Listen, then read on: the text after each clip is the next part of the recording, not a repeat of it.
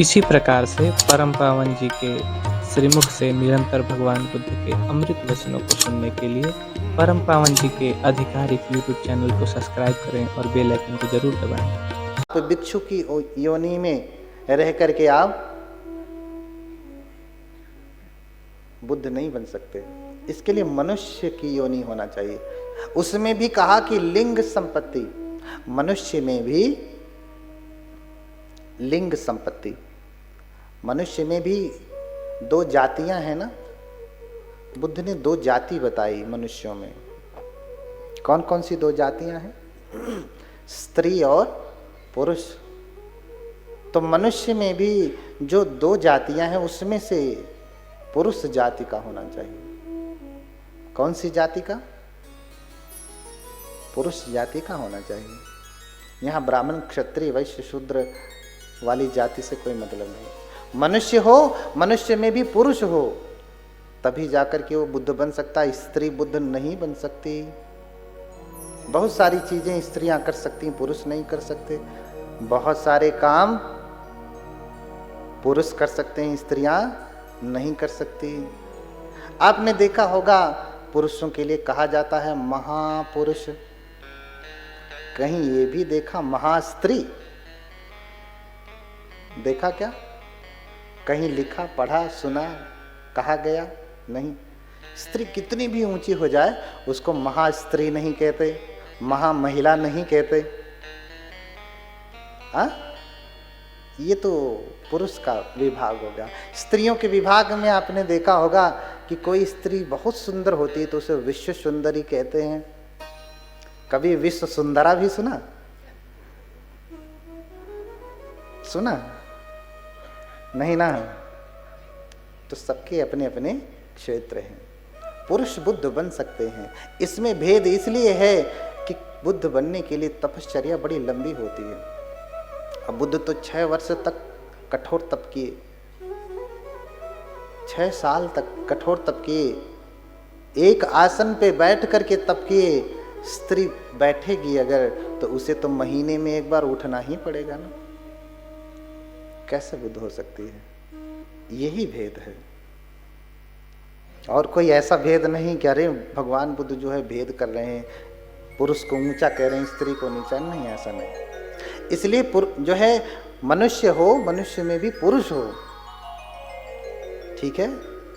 और हेतु हो, अर्थात वो समाधि को प्राप्त हो, अभिज्ञा को प्राप्त हो। जैसे सुमेध हैं, सत्थार दर्शनम, और शास्त्रा का दर्शन हो जाए। मनुष्य भी है, मनुष्य में पुरुष है, हेतु भी है, तब भी बुद्ध नहीं बन पाएगा। एक और चीज चाहिए, क्या? सत्थार दर्शनम, शास्त्रा का दर्शन हो, किसी बुद्ध का दर्शन हो, है ना। ऐसे समझिए कि जब तक कोई पीएचडी किया हुआ, कोई प्रोफेसर नहीं होगा, डॉक्टर नहीं होगा, तो आपको डॉक्टर की उपाधि नहीं दे सकता बिना उसकी आशीर्वाद के, बिना उसके अनुमोदन के। हाँ, एक बुद्ध जब तक आपको आशीर्वाद नहीं हो देंगे, एवं हो तो, तब तक आप बुद्ध नहीं हो सकते। हाँ, तब तक आप बुद्ध नहीं हो सकते। तो बुद्ध का दर्शन हो, बुद्ध आशीर्वाद देवें। इसलिए सुमेध बार बार यही प्रार्थना कर रहे थे ना कल, कि नित्यम च नित्यम जिनम स्मरामि, नित्यम च सोचामि दीनस्य दर्शनम। हर दिन मैं उन भगवान को स्मरण करता हूँ कि उनका दर्शन हो सके, क्योंकि उनके आशीर्वाद के बिना काम होने वाला नहीं है। बोलिए भगवान बुद्ध की। हाँ, और पबज्जा, व्यक्ति प्रवज्जित होना चाहिए, भनते रहना चाहिए। भनते सन्यासी प्रवज्जित रहना चाहिए। उपासक के जीवन में रहते हुए मनुष्य है, पुरुष है, हेतु भी है, बुद्ध का दर्शन हो गया, लेकिन प्रवज्जित नहीं है तो भी पूरा होने वाला नहीं है। प्रवज्जित होना चाहिए। तो इतना बड़ा प्रवज्जा का महत्व है। बुद्ध भी बनना है तो बिना प्रवज्जा के, अरहत्व के लिए भी प्रवज्जा बहुत महत्वपूर्ण है, बहुत महत्वपूर्ण है। आसान कर देती है रास्ता। लेकिन बिना इसके भी बहुत अरहत हुए हैं। वो नगण्य है, ना के बराबर है, ना के बराबर है। हाँ, इसलिए बार बार भगवान बुद्ध भिक्षुओं में भी, संघ में भी बार बार भिक्षुओं को ही अनुमोदित करके कहते हैं। कुछ भी कहते हैं तो सुनो भिक्षुओं, सुनो भिक्षुओं, यही कहते हैं ना। कभी आपने त्रिपिटक में या कहीं पढ़ा बुद्ध ने ऐसा कहा सुनो भिक्षुणियों, ऐसा कहा? सुनो उपासकों, सुनो उपासिकाओं, ऐसा कहा? कहीं पढ़ा? त्रिपिटक अगर पढ़ा होगा या कोई सूत्र पढ़ा होगा तो ऐसा सुना पढ़ा नहीं। हमेशा तंखोपन भिक्षवे सुनाथ मनसी करोत, सुनो भिक्षुओं और मन में लगाओ इसे, make a proper mental application, इसे मन में लगाओ, ध्यान करो, है ना जो मैं कह रहा हूं, समझ रहे हैं ना। तो अग्रत्वात् श्रेष्ठत्वात्, अब ऐसा क्यों कहा, इसका उत्तर भगवान बुद्ध का महायान धर्म ही दे सकता है। सन्निध्वात् ग्रहणेतु शक्तिमत्वात् भिक्षुनाम मात्रयामास, इसलिए भगवान बुद्ध बार बार यही कहते हैं भिक्षुओं भिक्षुओं सुनो भिक्षुओं। वही आगे भी बैठते हैं। पहले भिक्षु अगर बुद्ध रहते थे तो पहले भिक्षु आगे बैठते थे, भिक्षुनियां अंत में, उपासिकाएं अंत में। बुद्ध के पास आगे कौन बैठेगा? हाँ, भिक्षु ही बैठते थे ना। अच्छे भिक्षु हुआ करते थे। आजकल भिक्षु अच्छे नहीं रहे, आजकल भिक्षु ज्यादा हो गए। हाँ, आजकल भिक्षु कम है, भिक्षु ज्यादा हैं, डंक मारते हैं। बताइए भगवान बुद्ध का धर्म कितना मीठा है, लेकिन लोग डंक मार करके कड़वा बना देते हैं, उसको जहर भर देते हैं। आदमी फनफनाया फिरता है, एक बार डंक लग गया जिसको, उस भिक्षु का, वो भी डंक जो है बनाया फिरता है, नहीं मुझे क्रांति कर देनी है, ये कर देना। कर तो रहे हो क्रांति, क्या हो रहा है? हाँ, ये डंक खा करके भारत बुद्ध की वाणी से प्रफुल्लित पल्लवित पुष्पित नहीं हुआ, भगवान बुद्ध के ओरिजिनल वचन को सुन करके हुआ। तो प्रबज्जा भी होनी चाहिए, गुण संपत्ति अधिकारोच छंदता, और 8 अभिनिहार होने चाहिए। अधिकारोच छंदता, इतनी क्षमता होनी चाहिए कि चाहे तो अभी अपने आश्रमों को नष्ट करके बुद्ध हो जाए। और फिर छंदता, तीव्र इच्छा होनी चाहिए। सबसे बड़ी जो बात है वो तीव्र इच्छा। अगर तीव्र इच्छा नहीं है कि मुझे डीएम बनना है तो आप बन नहीं सकते हैं, क्योंकि तीव्र इच्छा होगी तभी आपकी पढ़ाई भी तीव्र होगी, वैसी पढ़ाई करेंगे आप। नहीं तो हाँ मेरा भी मन है डीएम बनने का, मैं सिविल की तैयारी कर रहा हूँ, करते करते आधी उम्र खत्म हो गई। हाँ, न घर के रहे, न घाट के, न शादी कर सकते हो, न ठीक से बन सकते हो। हाँ, बहुत सारे लोग ऐसे ही खत्म हो जा रहे हैं। क्यों? एक इच्छा की वजह से। इच्छा हो तो समय पे वस्तु की प्राप्ति हो जाती है, इसलिए इसे अभिनिहार कहा। 8 अभिनिहार, ये 8 अभिनिहार हैं। संकल्प तो एक ही जन्म तक चलता है। यूं कहें कि आज संकल्प लिया कल टूट जाता है। हर दिन हम लोग संकल्प लेते हैं ना, हत्या नहीं करेंगे, चोरी नहीं करेंगे, ये नहीं करेंगे, लेकिन टूटता है ना। अभिनिहार जब तक लक्ष्य की प्राप्ति नहीं होती तब तक के लिए होता है, चाहे कितने भी जन्म हो जाए।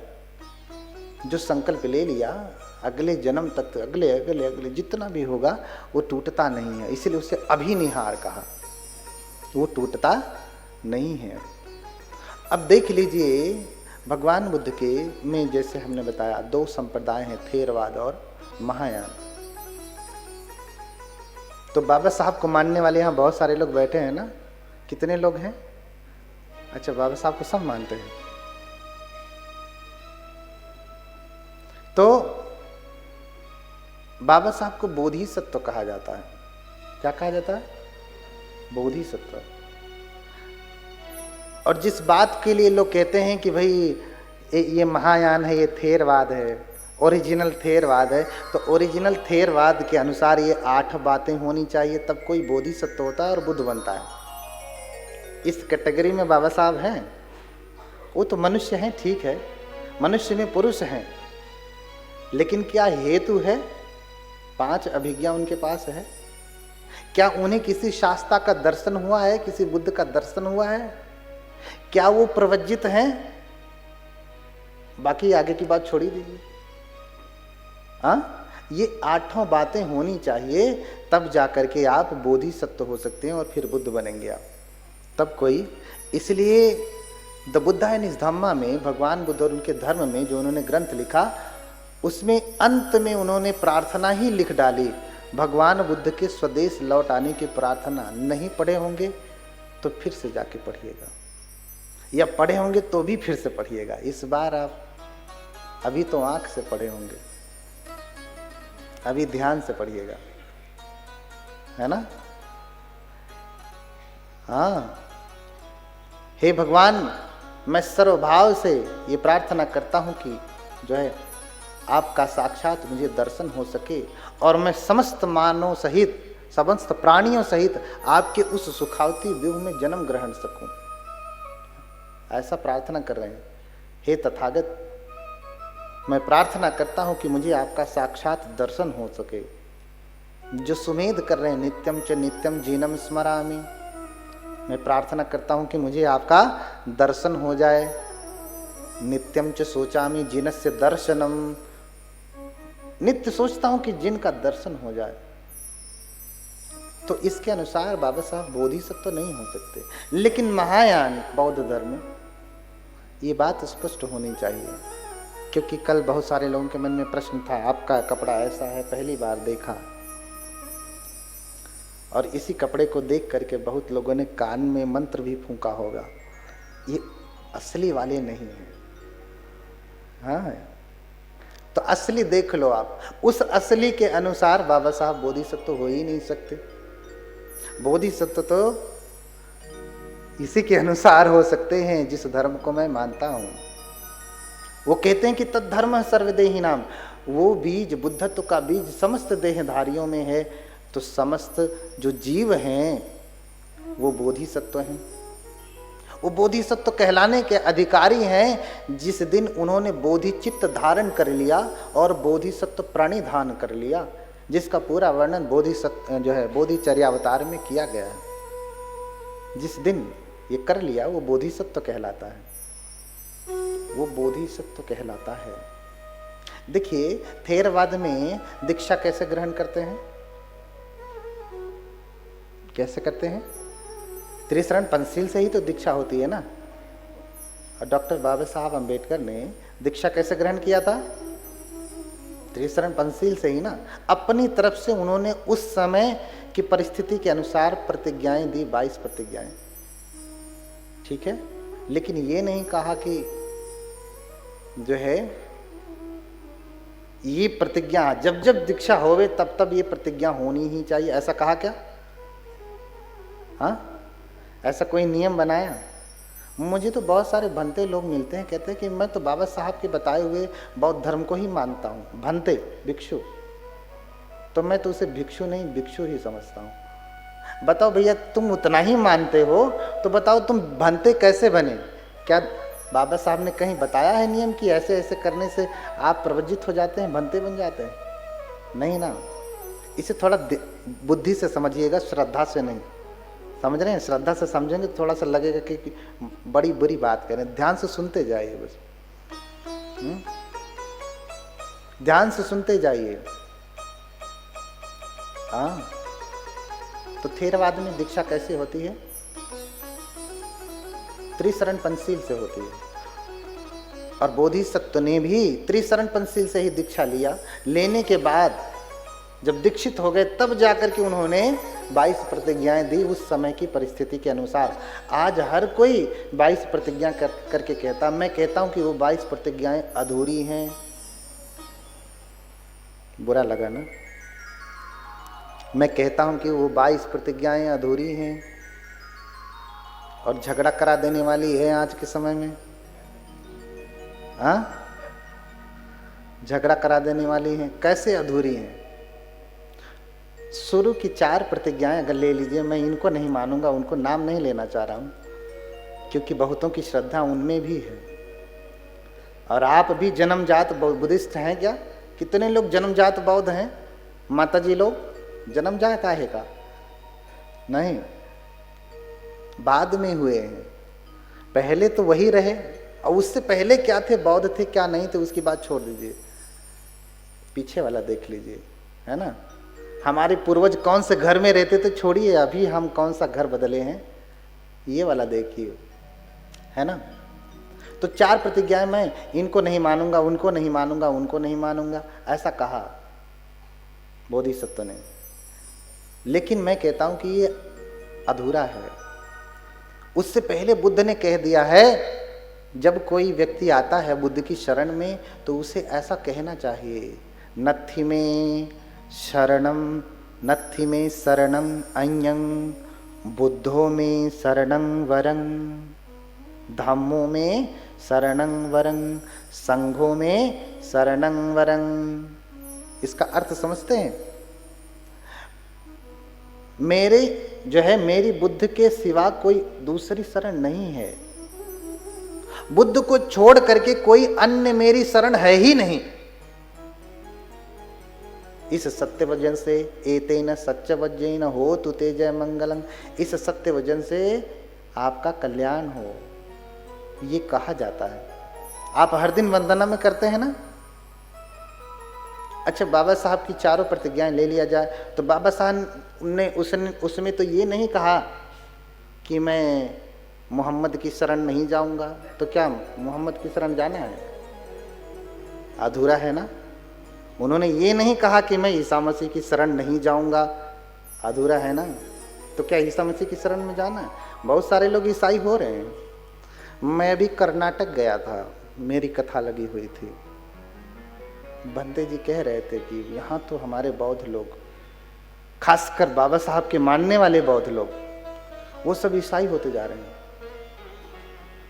भाई 22 प्रतिज्ञा में बाबा साहब ने ऐसा तो नहीं कहा कि मैं ईसा मसीह को अपना ईश्वर भगवान नहीं मानूंगा, ना उनकी पूजा करूंगा, तो ईसाई हो रहे? कोई आपत्ति है आपको? नहीं ना। तो ये अधूरा है। उस समय की परिस्थिति के अनुसार लोग कहाँ फंसे थे, उन्हें निकालना था, ठीक है। और ये उससे पहले कंप्लीट पैकेज भगवान बुद्ध ने दिया है कि बुद्ध को छोड़ करके, धम्म को छोड़ करके, संघ को छोड़ करके मेरी कोई अन्य शरण नहीं है। बुद्ध ही मेरी शरण है, धम्म ही, संघ ही मेरी शरण है। अब इसमें कुछ बचा तो क्यों इतना झगड़ा करते हो कि नहीं मला 22 प्रतिज्ञा पाइजे? क्या मतलब है? हाँ, क्या मतलब है? कोई मतलब नहीं है ना। अब 22 में खाली 4 पे ही ज्यादा फोकस होगा, 5 पे। बाकी मैं अष्टांगिक मार्ग का पालन करूंगा, उसका कोई नहीं है ना। मैं 4 आर्य सत्य, मैं अष्टांगिक मार्ग का पालन करूंगा, मैं पारमिताओं को पूरा करूंगा, इस पे कोई चर्चा नहीं होती है ना। ऊपर की 4 चीजों से ही खाली 22 प्रतिज्ञा, वो हटा दिया जाए तो कोई नहीं कहेगा कि प्रतिज्ञाएं लेनी चाहिए। तो मैं ये कह रहा हूं कि बोधिसत्व, जैसे जब कोई दीक्षा लेता है तो कैसे दीक्षा लेता है? थेरवाद के अनुसार पैर पीछे करके, घुटने के बल, जैसे आप आते हैं ना शील याचना करते हैं, तो पैर पीछे करके। ये शील याचना एक्चुअली नहीं, यही दीक्षा में भी ऐसे ही दीक्षा होती है। अब इसे शील लेना कहिए चाहे दीक्षित होना कहिए, है ना, कि हम अब पवित्रता के जीवन को स्वीकार कर रहे हैं, बस ये हो गई दीक्षा, ये हो गई दीक्षा। लेकिन महायान में बैठ करके दीक्षा नहीं होती, खड़े खड़े होती है। अच्छा, बाबा साहब ने बैठ करके दीक्षा लिया है कि खड़े खड़े लिया है? हाँ, तो बाबा साहब थेरवादी हैं कि महायानी हैं? हाँ, अब आप कहेंगे कि उनको शुगर था, बीमारी था, तो कुर्सी पे बैठ जाते। हाँ, घुटनों में परेशानी थी तो कुर्सी पे तो बैठ सकते थे ना, नहीं बैठे, खड़े हो सकते थे, है ना, पकड़ करके खड़े हुए, लेकिन खड़े रहे, दीक्षा लिए। और फिर पुरानी वीडियो यूट्यूब पे पड़ी है ओरिजिनल, अब से जाके ध्यान से देखिएगा। क्या देखेंगे? महायान में ऐसे पांव छू लेने पे भी कोई आपत्ति नहीं है, पांव छू रहे हैं, ऐसे छू लेने। दीक्षा के बाद बाबा साहब स्वयं ऐसे पांव छू रहे हैं।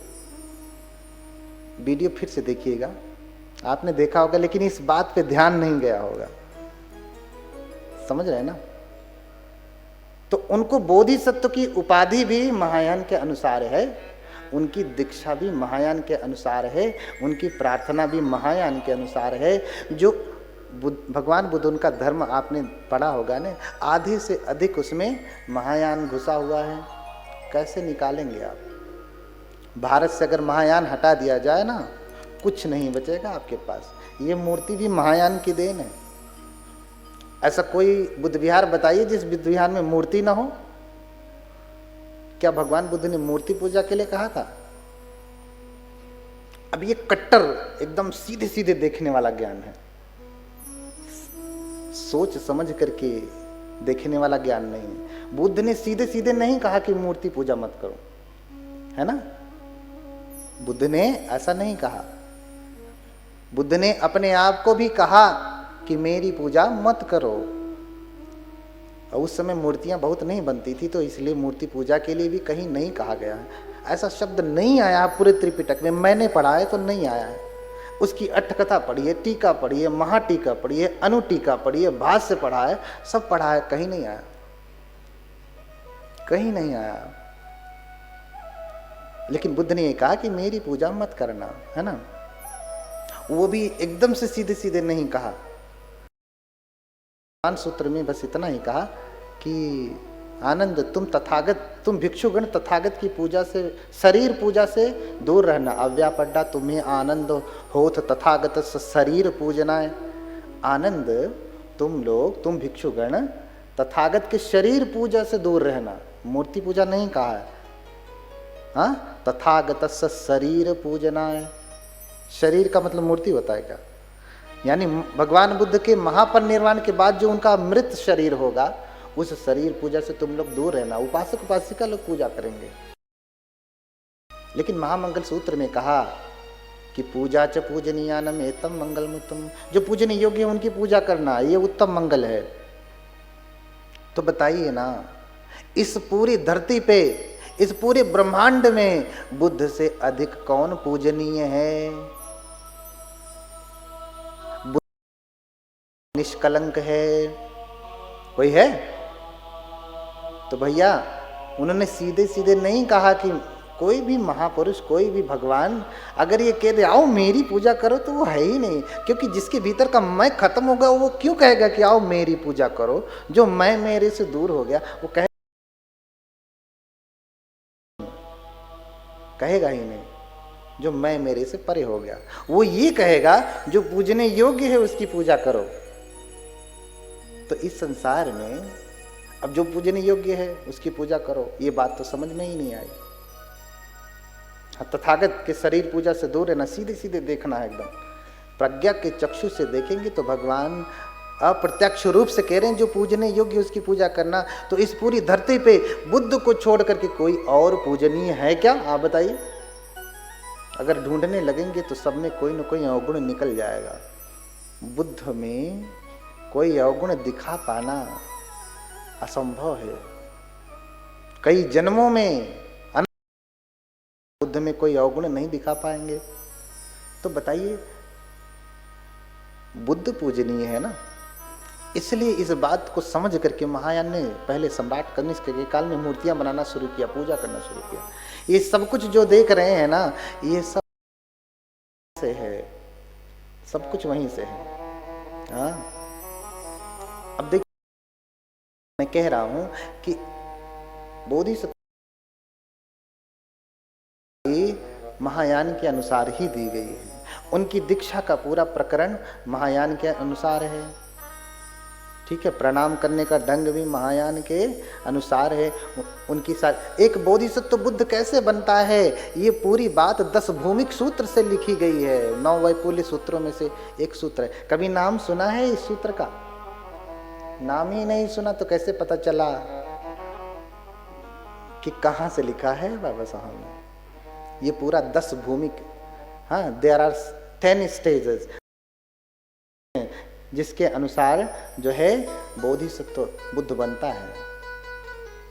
है ना, बुद्ध बनता है।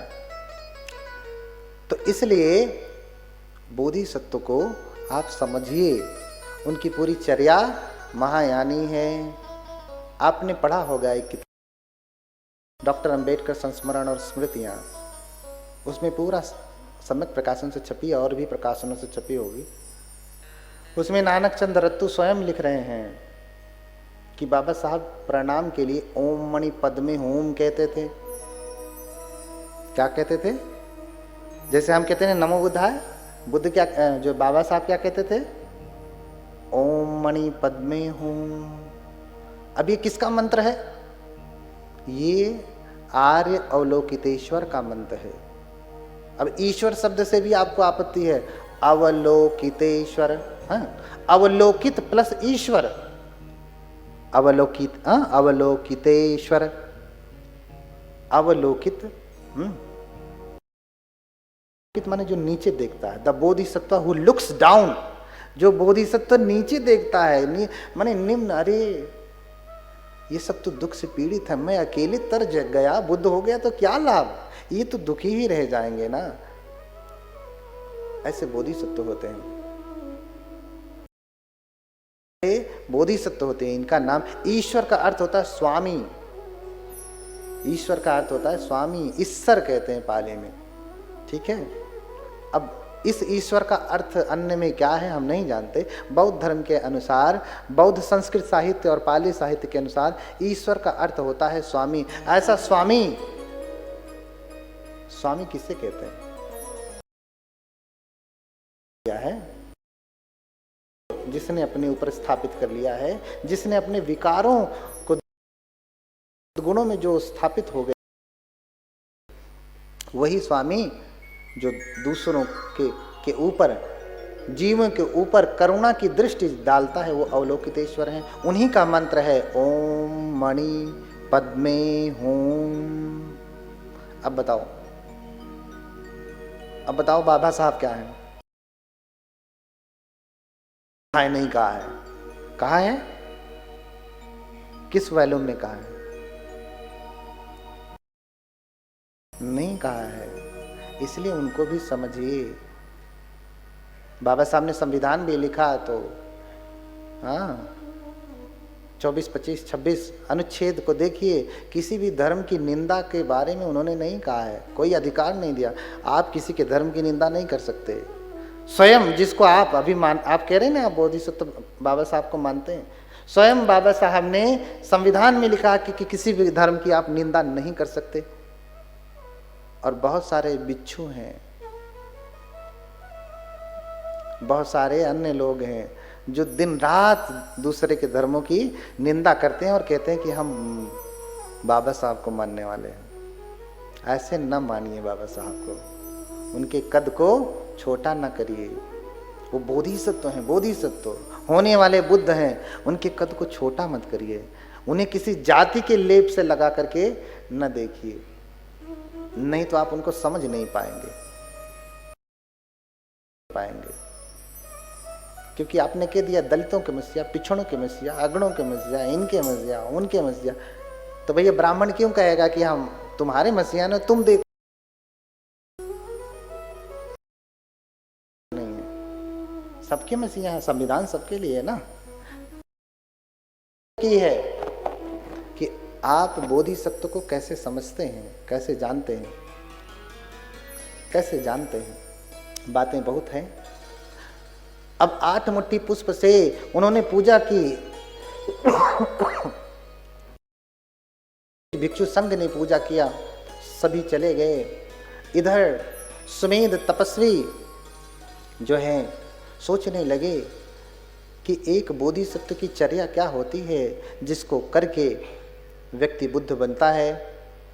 तो उन्होंने देखा कि 10 पारमिताएं पूरी करनी पड़ती है बोधिसत्व को, और ये पारमिताएं पूरी करते करते एक ही जन्म में होंगी कि कई जन्म लगेंगे, इसकी कोई गणना नहीं, इसकी कोई गणना नहीं, या आप कब तक इसको पूरा कर पाएंगे। ठीक है, जब कर लिया, जितने जन्मों में कर लिया उतने जन्म में, उसके बाद आप बुद्ध हो जाएंगे। एक ही जन्म में कर लिया तो आप बुद्ध हो जाएंगे। 2 जन्म किया, 10 जन्म, 1000 जन्म, लाख जन्म जब कर पाएंगे, जब पूरा कर पाएंगे तो आप बुद्ध हो जाएंगे। बोलिए भगवान बुद्ध की। हाँ, अब बोधिसत्व जो है सुमेध अपने इन पारमिताओं को पूरा करने के लिए अग्रसर होते हैं। कहते हैं कि पारमिताएं पूरी करते करते अपने शरीर को छोड़ देते हैं, फिर देवलोक में उत्पन्न होते हैं। अंतिम जन्म में व्यक्ति देवलोक में उत्पन्न होता है, सुरलोक। उपजित्वा सुरावासे सुंदरे तुषिते पुरे। तुषित लोक में, उस देवलोक का नाम क्या है? तुषित लोक। तुषित का अर्थ क्या है? तुषित, हाँ, तुषित का अर्थ है संतुष्ट। समझ रहे ना? ऐसा लोक जहां लोग, यहाँ जो भी बहुत संतुष्ट होगा, जो है उसमें संतुष्ट है, तो समझ लीजिए कि वो तुषित लोक में ही है। कहाँ है? तुषित लोक में ही है। लेकिन संतुष्टि आना संभव है क्या? है। अच्छा, कितना धन मिल जाए तो आप कह देंगे कि बस अब नहीं चाहिए? कितना मिलने के बाद? ऐसा कभी दिन आएगा? 100 मिला तो 1000 की कामना, 1000 मिला तो लाख। ऐसा नहीं कि जीवन में कुछ मिला नहीं, बहुत कुछ मिला है, बहुत कुछ मिला है, लेकिन बहुत कुछ मिला है, लेकिन फिर भी कामनाएं पूरी नहीं हुई, कभी भी पूरी नहीं हो सकती। न कन्हा पन्वसेन तित्ति कामेषु विज्जति। अगर काशार्पणों की वर्षा हो जाए, सोने चांदी हीरे जवाहरात की वर्षा भी होने लगे ना, तो भी कामनाओं की कभी पूर्ति नहीं हो सकती कि बस अब नहीं चाहिए, इतना हीरा बहुत है, इतना सोना बहुत है, इतना पैसा बहुत है। ऐसा नहीं।